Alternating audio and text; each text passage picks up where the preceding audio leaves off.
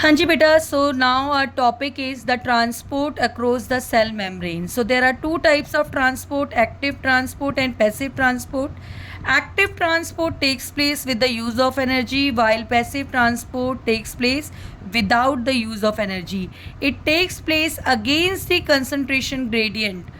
What do you mean by gradient? Gradient means change in concentration. कोई भी movement बेटा होती है तो वो बिकॉज ऑफ चेंज होती है, कहीं ज़्यादा से कम या कम से ज़्यादा, right. And it takes place along the concentration gradient. इसका मतलब है कि अलोंग का मीनिंग है ज़्यादा से कम में मूवमेंट होना, और अगेंस्ट का मीनिंग है कि कम से ज़्यादा की तरफ मूव करना। तो this is transport, concentration gradient, again change in concentration.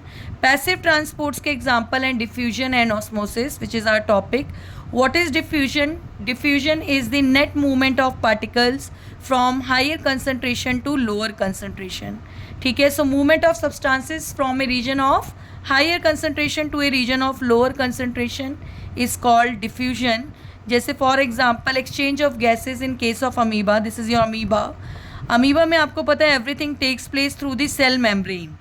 तो सेल मेम्ब्रेन के थ्रू ही वो ऑक्सीजन का इंटेक करते हैं, CO2 रिलीज़ करते हैं। तो ये मूवमेंट कैसे हो रही है? क्योंकि बाहर ऑक्सीजन का अमाउंट ज़्यादा है, अंदर कंपैरेटिवली कम है, सो बाहर से अंदर मूव हो रही है।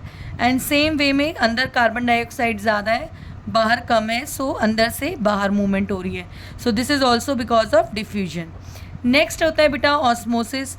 डिफ्यूजन में मूवमेंट ऑफ सब्सटेंसेस होता है, बट ऑस्मोसिस में मूवमेंट ऑफ सॉल्वेंट होता है, मीन्स ओनली वाटर की मूवमेंट होती है। So diffusion of water across a selectively permeable membrane, obviously it allow only water, so it means selected entry और exit area. It means किसके through हो रहा है? ये सिलेक्टिवली परमिएबल मेम्ब्रेन के थ्रू हो रहा है।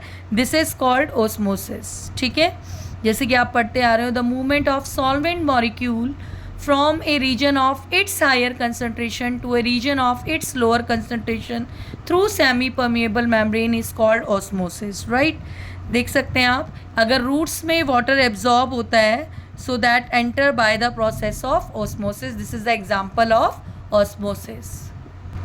So अभी के लिए इतना ही, next topic in next video, bye.